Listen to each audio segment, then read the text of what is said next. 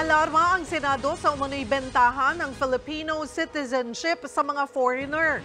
Sa pagdinig ng Senate Blue Ribbon Committee, nabunyag na may 6 na banyaga ang nakakuha ng Filipino birth certificates na nakapangalan sa kanila mula sa Philippine Statistics Authority. Nagagamit daw ito sa pag-apply ng Philippine passport. Tingin ng mga senador, may sindikato sa PSA.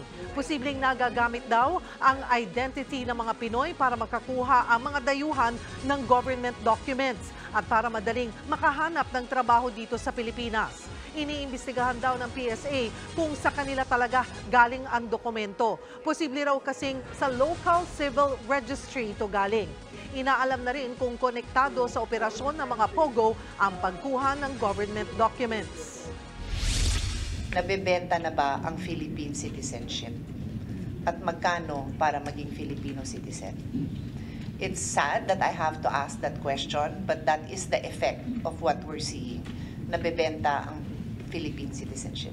Both the timely registration, which means within 30 days after the birth, and the delayed registration, all these processes happen at the local civil registrars, Your Honor.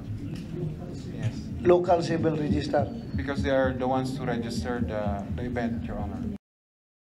Mga kapatid, Cheryl Cosim po, huwag maging huli at maging una sa lahat sa balitaan.